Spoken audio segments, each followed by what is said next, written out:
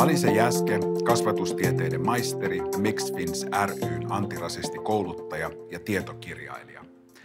Hänellä on taustalla myös antirasismiaktivismia sekä töitä nuorisotyön ja journalismin parissa. Hän on myös yksi suositun Mixed Fins podcastin tekijöistä. Tilanteisiin puuttuminen ei koskaan ole helppoa.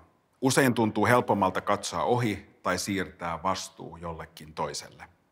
Jokaisen meidän uskallusta kuitenkin tarvitaan, jotta pysyvää muutosta voi yhteiskunnassa ja elämässä syntyä. Toivotetaan lavalle tervetulleeksi Alise Jäske. Kiitos.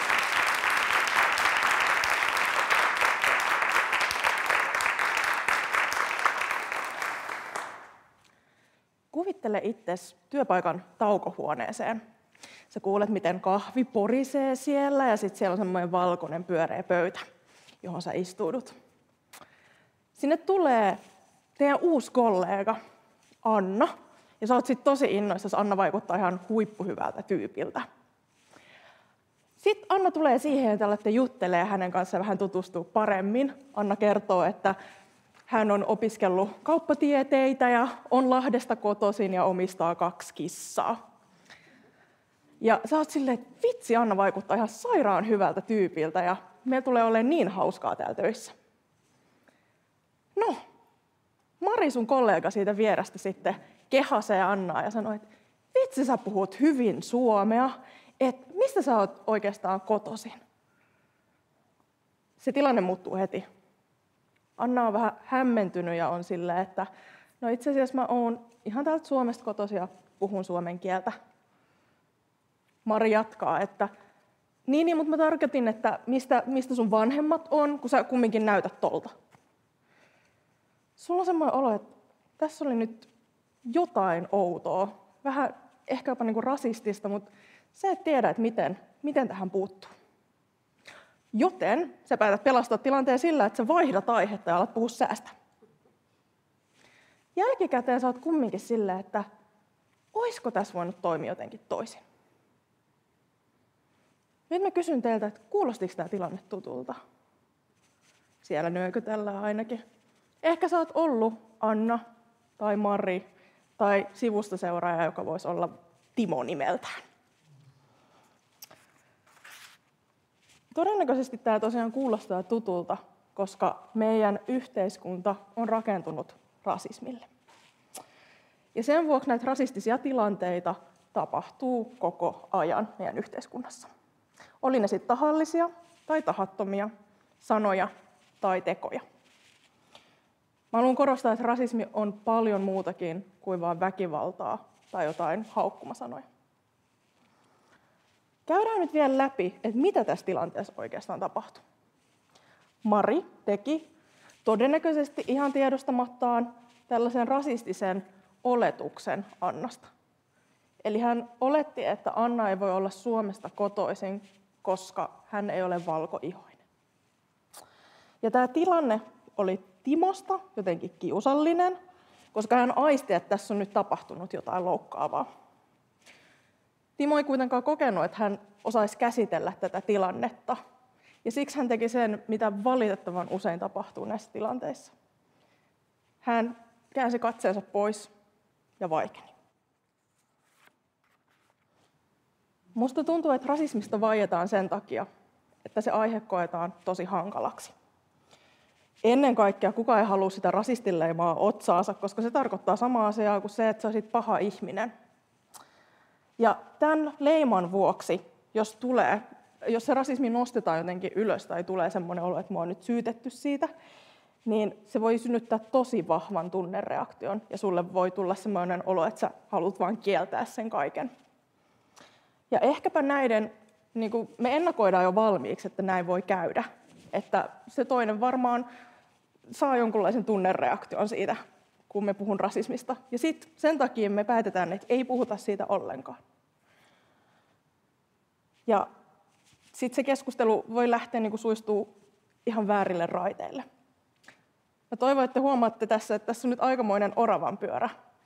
Me ei päästä käsiksi siihen rasistiseen käytökseen ja sen purkamiseen, koska me keskitytään vaan siihen, että kuka on rasisti tai kuka ei ole. Tämä korvia särkevä hiljaisuus ja poispäin katsominen johtaa siihen, just, että me ei päästä käsiksi siihen systemaattiseen rasismiin, joka on paljon isompi asia kuin yksittäinen ihminen tai teko. Se, että me ollaan osa niitä rasistisia rakenteita, niin se johtaa siihen, että välillä me myös toimitaan rasistisesti, haluttiin me sitä tai ei. Ja se ei tee meistä automaattisesti pahoja ihmisiä. Itse asiassa paljon tärkeämpää on se, että jos sä saat kuulla sun toimineen rasistisesti, niin mitä sä teet sen jälkeen? Haluatko sä muuttaa sun käytöstä ja toimia ensi kerralla paremmin? Tämä kuitenkin vaatii sen, että me puhutaan rasismista ja nostetaan se keskusteluun. Ja siksi mä haluaisin kannustaa sua uskaltaa huomaa rasismi ja ottaa sen puheeksi. No miten se sitten pitäisi tehdä? Kirjailija Ijeoma Oluo antaa kirjassaan So You Want to Talk About Race mun mielestä ihan todella hyviä vinkkejä siihen, miten voi puhua rasismista. Ja se ensimmäinen vinkki on mun lemppari. Ja se on itse asiassa vain toteamus, joka menee näin. Sä tuut mokaamaan rasismiin liittyvät keskustelut useammin kuin kerran. Saattaa kuulostaa vähän karulta, mutta mun mielestä se on itse asiassa aika lohduttavaa. Koska rasismi on monimutkainen ja kipeä aihe. Ja se on semmoinen aihe, mistä meidän yhteiskunnassa on vaiettu tosi pitkään. Ja meille ei ole annettu niitä työkaluja käsitellä sitä. Joten onko se ihmekään, jos me mokataan? Mutta arvaa mitä? Se tyyppi, joka mokaa, niin se on ainakin yrittänyt. Se on toiminut aktiivisesti ja se on silloin mun mielestä antirasismin ytimessä. Se, että sitoutuu antirasismin edistämiseen oppimalla siitä ja yrittämällä uudestaan ja uudestaan. Seuraavaksi mä voisin antaa teille mun vinkit rasismista puhumiseen. Mä käyn läpi tämän alun tilanteen, eli käydään Timon, Marin ja Annan näkökulmat, ja kerron, että mitä heistä jokainen olisi voinut tehdä. Mä muistutan kuitenkin, että mun on mahdoton antaa jotain maagisia kikkakolmosia, joiden avulla voisi ratkoa kaikki rasistiset tilanteet. Mun ihan eka vinkki on se, että ota se rasismi puheeksi. Siinä alussa kuvailemassa tilanteessa Timo olisi voinut kysyä siltä rasistisen kommentin heittäneeltä Marilta ihan semmoiseen uteliaaseen sävyyn, että hei, mitä sä tarkoitit tuolla sun kommentilla? Ja kun Mari olisi vaikka vastannut, että mitä hän sitten tarkoitti sillä, niin ideaalitilanteessa, jos päästään niistä tunteista yli, joista puhuin aiemmin, niin he olisi keskustellut, että mikä tässä tilanteessa oli rasistista, ja päässyt niihin ennakkoluuloihin kiinni ja voinut korjaa niitä. Toki kannattaa pohtia, että milloin on oikea hetki käydä se keskustelu. Onko siinä hetkessä vaikka aikaa niin kuin puhua oikeasti tämä asia läpi. Mutta mä toivon, että se keskustelu käydään kuitenkin jossain vaiheessa.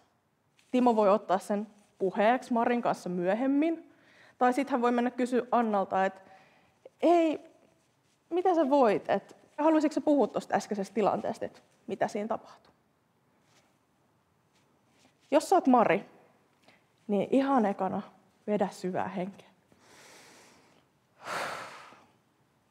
Tämä on vain yksi tilanne, sen ei tarvitse määritellä sua.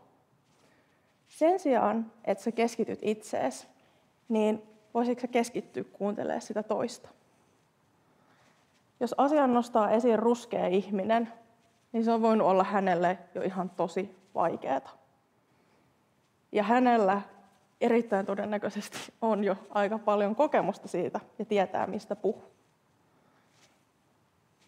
Ja jos sulla herää niitä vaikeita tunteita, niin sä voit kysyä itseltäsi, että haluanko mä olla oikeassa vai haluanko mä toimia oikein. Sitten tulee tosi tärkeä kohta, eli anteeksi pyyntö. Me opetaan se jo lapsena, että jos me toimitaan väärin ja loukataan jotain toista ihmistä, niin me pyydetään anteeksi, eikö niin? Koska anteeksi pyynnöllä sä voit ottaa vastuun siitä, mitä sä oot tehnyt. Ja se toinen ihminen, niin sillä tulee semmoinen olo loppujen lopuksi, että häntä on kuultu. Musta tuntuu, että rasismitilanteessa usein käy sillä tavalla, että sitä anteekspyyntöä ei ikinä tule, koska ei haluta hyväksyä, että siinä olisi sanottu mitään tai toimittu rasistisesti. Ja sitten musta tuntuu, että usein se anteekspyyntö olisi loppujen lopuksi just se asia, mitä se rasismia kohdannut toivoo. Hän toivoo, että hänen kokemuksensa ja tunteensa otettaisiin huomioon. Ja mä muistutan, että keskustelusta rasismissa siinä ei ole kyse voittamisesta. Meillä kaikilla on se sama vihollinen, joka on se systemaattinen rasismi. Miten me voitaisiin yhdessä voittaa se? Jos sä oot Anna, niin ihan ekana mä oon tosi pahoillani. Mä oon pahoillani, että tämä ei todennäköisesti ole ensimmäinen tilanne, jossa sulle käy näin. Mä ymmärrän, jos sä et jaksa käydä tätä keskustelua. Eikä sun tarvitse käydä, koska ne on ihan sairaan raskaita. Mun vinkki on se, että eti itsellesi turvallinen tila, jossa sä voit käsitellä tätä asiaa niin, että sä tiedät, että jokainen siellä tilassa on sun puolella. Mistä sä löytäisit semmoisen tilan, jossa sä saisit oikeasti jakaa sen sijaan, että sun tarvitsisi selitellä tai todistella? Tämä tapahtui nyt työkontekstissa. Voisitko sä sieltä vaikka löytää jonkun, jonka kanssa sä voisit ekana käsitellä tätä tilannetta? Yhden liittolaisen, jonka kanssa voisi olla helpompi lähteä viemään sitä asiaa eteenpäin vaikka esihenkilölle.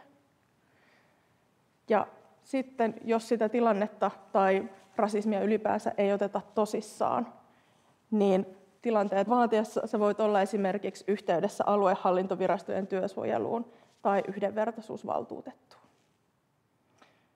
Mutta sä et ole yksin.